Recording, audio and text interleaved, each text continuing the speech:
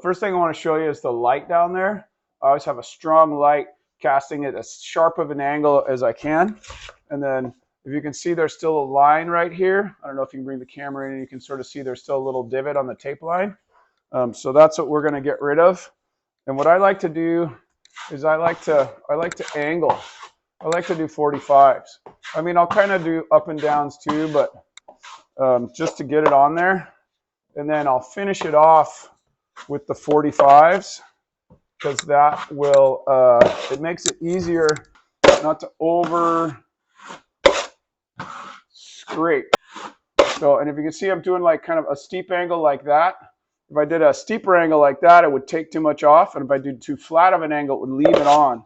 So it's about a, I don't know, it's that like a 70-degree angle, something like that.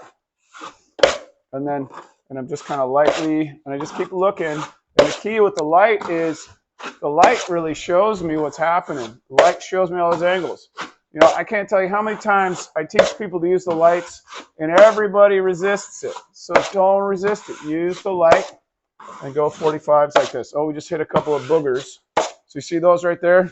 Those are boogers. And so that's why you got to really, I made another video about putting your mud away correctly. So put your mud away correctly so you don't get any boogers.